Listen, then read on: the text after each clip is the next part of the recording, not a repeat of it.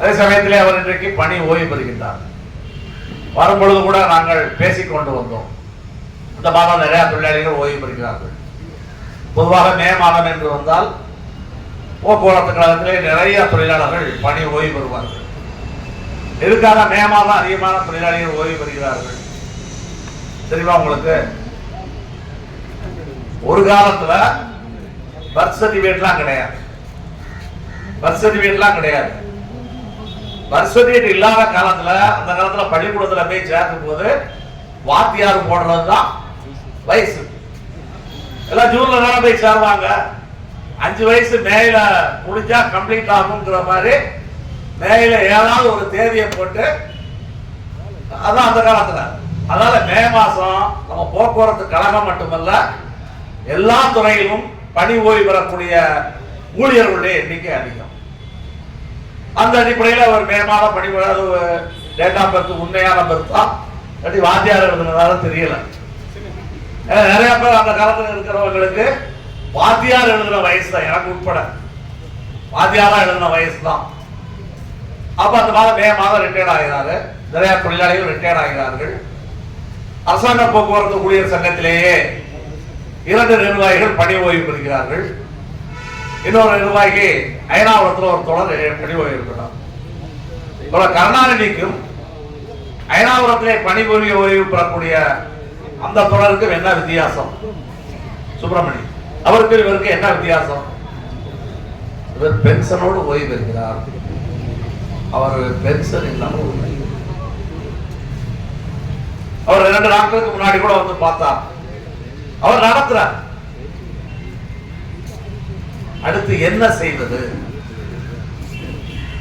பணி ஓய்வு பெற்றவுடன் 60,000 70,000 சம்பளம் வாங்கி கொண்டிருக்கக்கூடிய தொழிலாளி ஓய்வு பெற்ற அடுத்த மாதத்திலே 1 பைசா கூட வருமானம் இல்லை.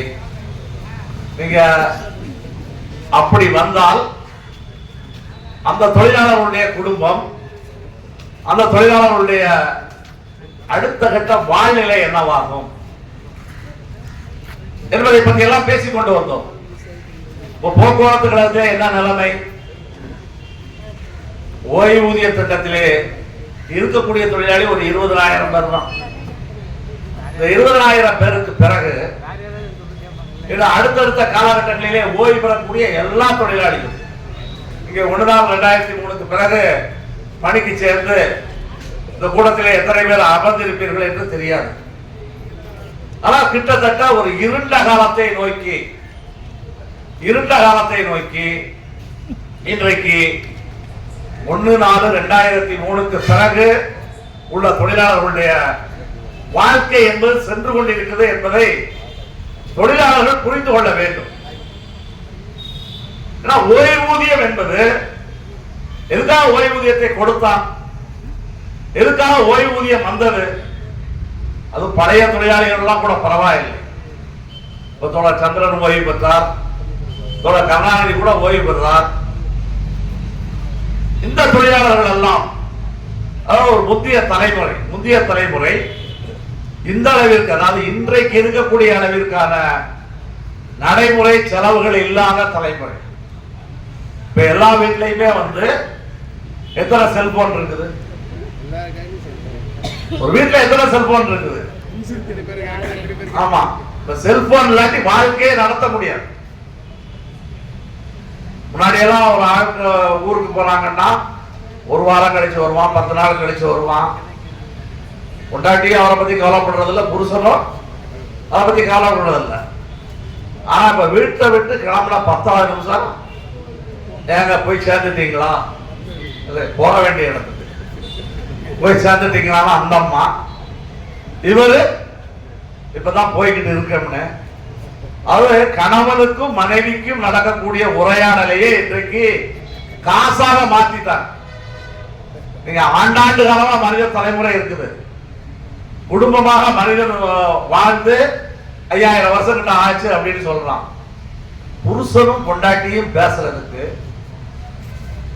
அப்பாவும் மகனும் பேசுறதுக்கு, அண்ணனும் தம்பியும் பேசுறதுக்கு அடுத்தவனுக்கு காசு கொடுத்து வாழ வேண்டிய காலகட்டத்தில் நாம் இருக்கிறோம். இது 10 வருஷத்துக்கு முன்னாடி கிடையாது, 15 வருஷத்துக்கு முன்னாடி கிடையாது. குடிக்கிற தண்ணியில இருந்து நீங்க மினரல் வாட்டர் என்னைக்கு வந்துச்சு? இப்போ கடந்த காலத்தை விட எல்லோருக்குமே மிக அதிகமான அளவில் நடைமுறை செலவுகள் உள்ள காலகட்டம். யாரும் மிச்சப்படுத்தலாம் முடியாது. ஒன்று நான் பாவம் விடுவதற்காக சொல்லவில்லை. 1/4/2003 பிறகு பணிக்கு சேர்ந்த தொழிலாளி பணி ஓய்வு பெறும் பொழுது அவருடைய நிலைமை என்பது மிகவும் மோசமான நிலைமை.